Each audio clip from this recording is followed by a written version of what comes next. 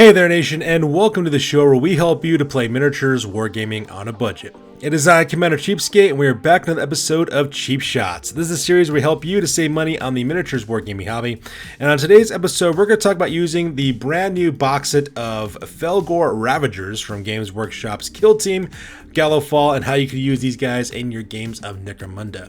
So traditionally, when it comes to my cheap shot videos, I usually do painting tutorials because that is typically the best way I know how to help you to save money on the wargaming hobby, that by saving hundreds of dollars and using cheap craft paints and different other materials to achieve the same exact effects, but for much less price for that.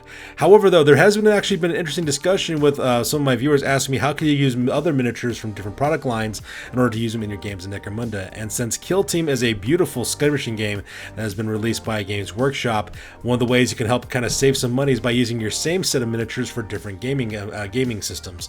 So for example, with the new Kill Team Fellgor Ravagers, which came with the Gallowfall Fall of the Gallow Dark box set, not only can you use these guys in Kill Team, but you can also use them in games of Warhammer 40,000.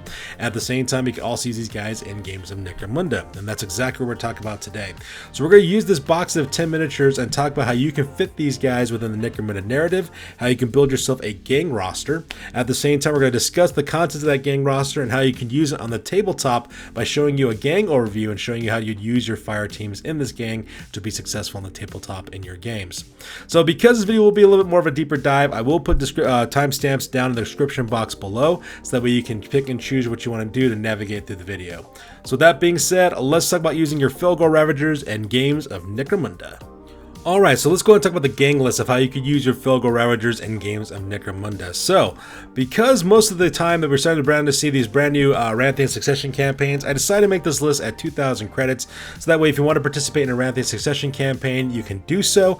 You only need the one box set of miniatures in order to participate in that campaign setting, so long as you stay in the Underhive. Now, you plan on venturing out to the Ash Waste, you will need to purchase vehicles and such of that nature, but for now though, the purpose of this video is you just want to use this one box set for multiple games. Now, obviously, if you don't want to participate in the Wrath of Succession, you could of course have a much smaller list at 1,000 credits, but in this video though, we're going to use 2,000 credits in order to do so.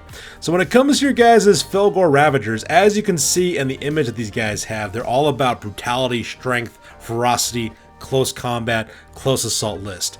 The only problem is how can you possibly do that with this gang by picking the right gang to do so, getting the right weapons and equipment to help you out to do so, and to really maximize your effective killing power on the tabletop? Well, I'm glad you asked how to do that, because I found a way in order to do so.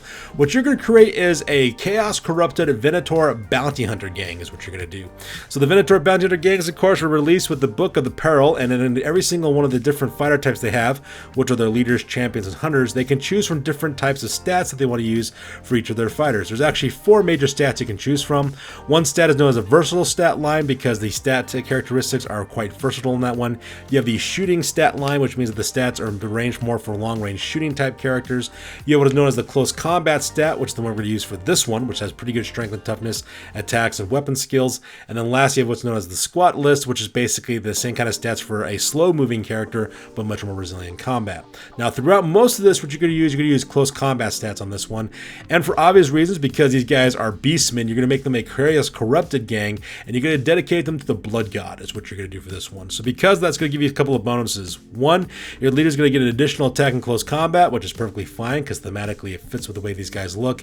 And secondly, what's going to happen is you're going to be able to once per round reroll a single failed wound roll, which is what I cannot stress enough is a really powerful ability, because sometimes the dice gods are just against you, and sometimes you fumble your rolls for wounds. So in that ability to reroll a critical wound to kill somebody, very, very important. Now, when it comes to your Venator Bounty Hunter gangs, you get to choose what skills you want to be primary and what skills you want to be secondary for your gang. So for this one, your primary skills are going to be Brawn and Ferocity. Because if you look at these guys are actually quite jacked in terms of how strong they are, so obviously you want to Brawn. Look at the Ferocity on these guys' faces as well, so therefore you want to make sure you have Ferocity for your primary skills. So narratively, it also fits with the way these miniatures look and also the way the skills work for this list. It's really going to help you out as well. Your secondary skills are going to be Combat and Agility, just because I can imagine these guys just leaping over leaps and bounds, trying to get in close combat with you, and obviously combat can be another really important facet as well. Now, here's the thing about this list. When we created this list, when you look at what I did, I kind of did some things a little bit differently because I wanted to be able to give you both the ability to have psychic abilities in this gang later on, and at the same time give you access to really powerful close combat weapons.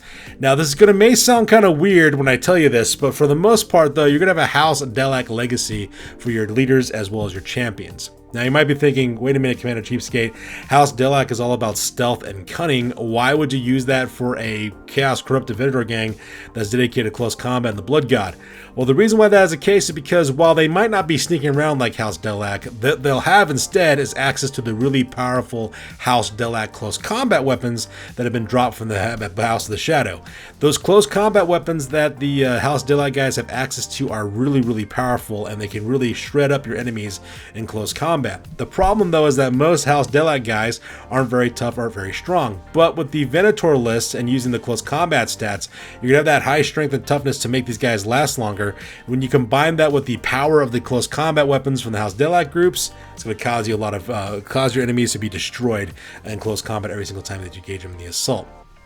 At the same time, I also did this so that way you can give one of your champions second abilities by getting Psychoteric Whispers. So let's talk about the list real quick. So first of all, your Hunt Leader, which is represented by this guy here with the Chain Sword, and I believe that has a Hand Flamer in his hand.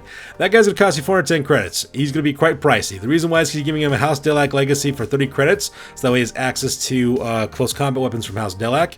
He's going to give him the close combat stats, so that way he has strength and toughness of 4 as well, with 2 attacks, so he's going to be brutally good in close combat. You give him an Armored Undersuit for 25 credits, and a Light Carapace Armor for 80 credits, so that way he's got a 3-up armor save against most attacks, because your enemies are going to be trying to shoot this guy because of all the pain he's going to bring. Now, you're going to equip this guy with the Hand Flamer, and the reason why is because his Ballista skill is terrible under the close combat stats, but let's face it, if you're using a template weapon, accuracy doesn't matter, especially when you can set them on fire. And you also equip this guy with a Shiver's Sword as well. The Shiver's Sword is a very powerful weapon that the House Delac gang list has from their Notghoul line, and by taking that House Delac Legacy, you can take those weapons with this gang, and that Shiver's Sword is going to tear your opponents apart. It's got really good bonuses to strength, it's got really good bonuses to hit in close combat, and more importantly, it's got the Sever special rule attached to it, which means if you inflict a wound on your opponent, you actually don't roll on the injury dice, the enemy automatically goes out of action. Needless to say, very, very important. Now, you're going to want to get photo goggles for these guys. Now, you might be thinking, Commander Cheapskate, why are we getting photo goggles on him? Is because this list is very close combat oriented, which means your opponent's going to be shooting at you at distance. So, to help you make sure you don't get shot at, you're going to be playing horrible, horrible games by attacking your opponents in pitch black darkness. We'll talk about that in a second. So, in those photo goggles, very important for you to engage your opponents and engage them in close combat. You could just say that their bestial eyes allow them to see in the dark, but, you know, you need to be able to justify that somehow. Now, to give this guy the Nerves of Steel skill for ferocity, because he's going to be shot at quite a bit. So having that really good cold test of 5+ with the close combat stats, he's going to be pretty much getting up at a pending every single time he gets shot at, so that would cause more problems. And because you're using the Blood God, he's going to get 1 additional attack from the Blood God. So he's going to get 1 additional attack from charging in. He's got 2 hand weapons as well, which is going to help him give him that bonus attack. Plus that attack on top of that, he's just going to shred people to pieces with that Shiver Sword in close combat. Now from there, you have Hunt Champion number 1. It's going to cost 390 credits. This guy over here, the Beastman Shaman, is going to be representing of your Hunt Champion number 1. So let's talk about this guy. First of all, you give him the House Delac Legacy for 30 credits. And the reason why that is the case is because you can give them a Psychoteric Whispers upgrade for 30 credits on top of that. So this guy now has access to psychic abilities, which can make him extremely powerful for your gang. Now, usually you would go with the close combat stats for most of these guys, but for this guy, no, you're going to go for the squat stats. Now, it may seem kind of weird because he'll be 1 less strength and 1 less in strength compared to his other champion counterpart. But you'll be the same toughness, and he's going to be 3 inches slower because he'll be running around 3 inches instead of 5 for everybody else. But the reason why you want that squad stat is because of the willpower stat that characteristic has. The willpower stat line will give you, I believe, willpower 5 is what's going to give you, so that way you can trigger your psychic abilities. Now, he's going to be slower than his peers, but don't worry, we got a way to get around that. Now, to give this guy Armored Undersuit for 25 credits, as well as Light Carapace Armor for 80, so that way he has got that 3-up armor save. And you're going to equip this guy with a Psychomancer Harness. Now, because he's a House Delac Legacy type, you're able to use all kinds of weapons from House Delac. The Psychomancer's Harness will give him 2 up for his armor movement allowance, so he'll be able to climb and move just as fast as other peers because of that. So no harm, no foul with the squat stat line.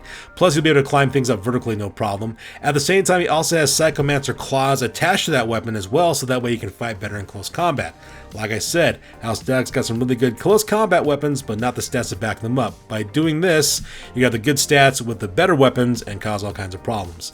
Now, to give this guy a stub gun with dum-dum rounds for 10 credits, so that way he's got a backup weapon for some short-range shooting. You give this guy photo goggles, like I said before, because when it comes to his Psychoteric Whispers ability, you're going to take Technomancy for his psychic discipline. He's going to come with Techno Affinity, which is going to allow him to reroll ammo rolls as a benefit for that discipline. But the reason why you got this guy is because of Manipulate Lumens.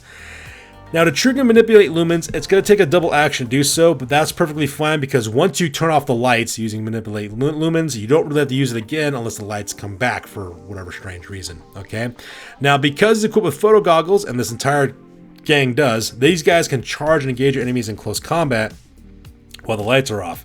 And if your opponent doesn't have photo goggles of their own, or infra sights, or some other way to attack you in the darkness, they cannot shoot you, which means that you'll be perfectly fine in engaging your enemy, moving across the battlefield, getting close to your enemy. You can shoot at them because your entire gang's got photo goggles, and when you close a distance to finally engage your opponent, you're going to overwhelm them in the clinch in the close combat attacks, catching them with those shiver weapons, attacking those really powerful close combat attacks, and you're absolutely going to destroy. Not to mention the Technomancy discipline's got a lot of cool environmental effects you could do, like unlocking doors and stuff. And at the same time, you can also take Overcharge, which is my personal favorite Technomancy ability, where you can increase the strength of your attacks, either through your Psychomancer harness or better yet through your stub gun, because nothing says I own you like a strength 5 stub gun, or sorry, strength 6 stub gun with dum-dum rounds. So that is going to be your first hunt champion. Now, Hunt Champion number 2 is going to cost you 330 credits as well. Now, this guy's going to be represented by this dude up here in the top with the bare hands. So let's talk about him. It's going to cost you 330 credits. Once again, he's got House Delac Legacy. Why? Because you want access to House Delac weaponry. You're going to give him the close combat stats because obviously he's going to be needed the close combat. You give him Armored Undersuit for 25 credits as well as Light Carapace Armor for 80, so that way he's got that 3-up armor save, and you're going to equip him with Serpent's Fangs, which is another beautiful close combat weapon from the Not Ghouls as well. It's got that phase special rule so your enemy can't take armor saves against it, and you're just going to shred people left and right with those Serpent Fangs in close combat. Once again, also equip this guy with photo goggles so that way you can see what he's doing, and you're going to give him the Bull Charge skill so that way when he attacks you, he has knockback ability as well. You can be able to knock off your enemies off of ledges, off of walkways, into pits, or into environmental things. So that's the reason why you want that Bull Charge, because that one additional attack with that knockback is going to be very, very powerful. If you really want to make this guy really good, give him a couple Digilasers as well so that way you can engage at distance with your enemy with that 3-inch versatile trait. Now, the Strength 1, not that all that great, but when you combine that with the knockback ability, you can push a lot of people off of buildings and ledges, and it's absolutely funny when it happens. So those are your 2 champions as well as your leader. Now let's go for regular hunters. You're going to have 4 hunters in this list. Hunter number 1 is going to cost 240 credits. It's going to be represented by this guy here with the gas mask. Once again, it's got the House Delac Legacy for 30 credits, and the reason why is because you want to have access to the various grenade types that the House Delac gang has access to, like hallucinogenic grenades and, more importantly, gas grenades. We're going to talk about that here in a second. You're given an Armored Undersuit as well as Mesh Armor for 25 and 15 credits appropriately, so that way he's got a 4-up armor save. You're initially equip this guy with Choke Gas Grenades for 50 credits, and the reason why is because you have that 5-inch blast template with the gas ability to choke out your opponents. Very powerful ability as well. You're given Chain Sword for a close combat weapon with auto pistol, so that way they have that +2 to hit in close range. Photo goggles, so that way you can see in the dark while your opponents can't. And then obviously Respirator in case he gets hit with his own grenades, because you want this guy to survive as well. So this guy will be closing the distance, dropping those gas grenades, choking out your enemies, and then allows your guys to come in and finish him off in close combat. Now, Hunter number 2 for this character is going to represent this guy up here with the whip up here on the top. He's going to have close combat stats as well. He's going to have Armored Undersuit with Mesh Armor, so that way he's got that 4-up armor save. He's going to have a Flail because, well, he's armored with the whip, and plus Flails give you +1 strength in close combat with a 3-inch versatile trait. You give him an auto pistol, so that way he gets better shots in close combat. He's got blasting charges for blowing up stuff, and also photo goggles, so that way he can do so in the dark. Now, if you notice, his photo goggles is 35 credits, while the guy up here has 20 for his photo goggles, and the reason why is because if you have a House Delac Legacy, photo goggles only cost 20, whereas if you're buying from the trading post, it's 35 for everybody else. So 190 credits for this guy. Hunter number 3 is going to cost you 180 credits as well. This guy is going to be represented by this guy right here with the axe, so that's going to be your guy there. He's going to have close combat stats with Armor Undersuit and Mesh Armor for 4-up armor save, axe for close combat with an auto pistol for shooting as well as close combat support as well. Blasting charges to blow things up as well as photo goggles, so that way you can see in the dark. And finally, hunter number 4. This guy is going to be represented by this guy down here. I like to call this guy the Yak Tribe fighter, and the reason why is because for those of you guys who use Yak Tribe, which is a great online tool for Necromunda, he's got the little cybernetic eyes and the horn, kind of like the Yak Tribe mascot, so that's why I call him. Anyways, he's going to cost 205 credits. This guy's got to have close combat stats. He's going to have armored undersuit with mesh armor for that 4-up armor save. He's going to have a servo claw because of the cybernetic arm right over here, another powerful close combat weapon. As well, an auto pistol for 10 credits. You're going to give him a blasting charges so that way he can blow stuff up. At the same time, photo goggles so that way he can fight in the dark as well.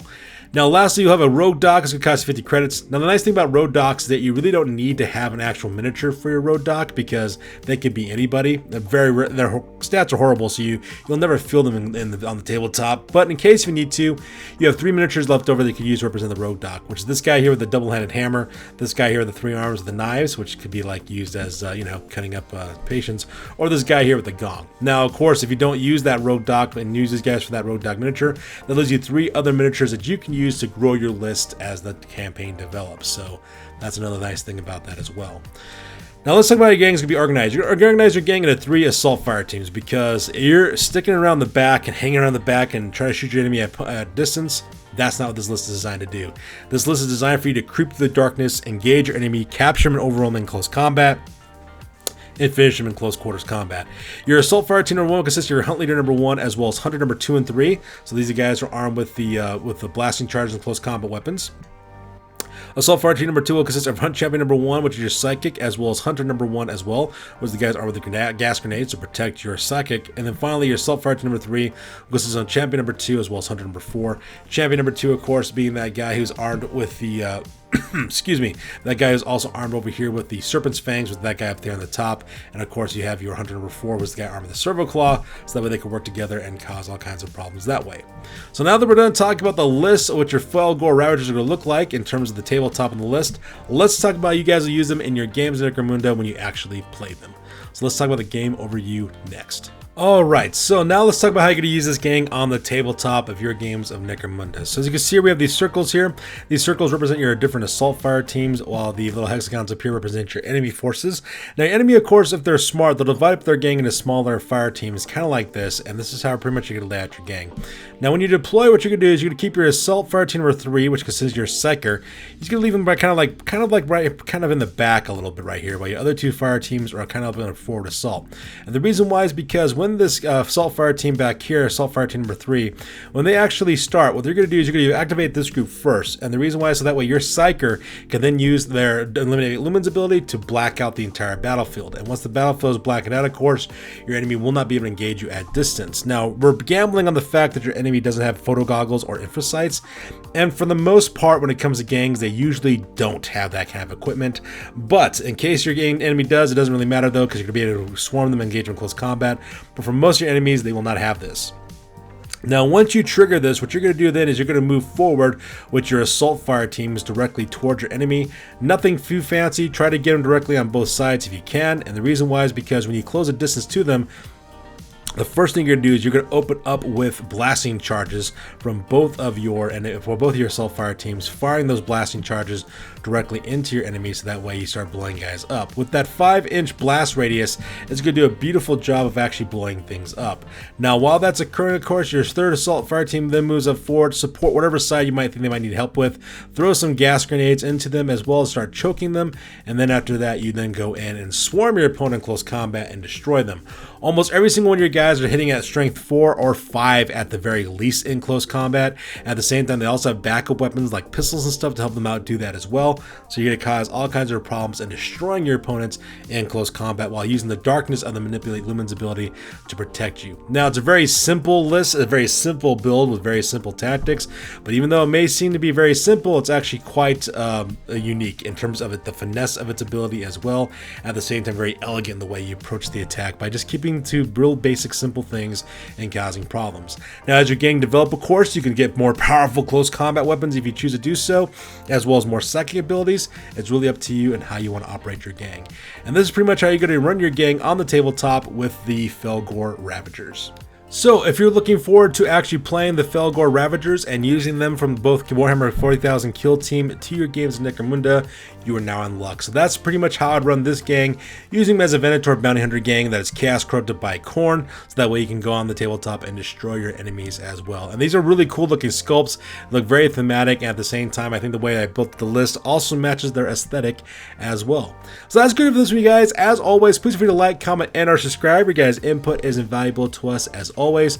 Also check us out on Facebook, Instagram, as well as blogger.com for all the latest greatest hobby news related to this channel. That's good for this week, guys. We'll catch you guys next one. Peace out and stay classy.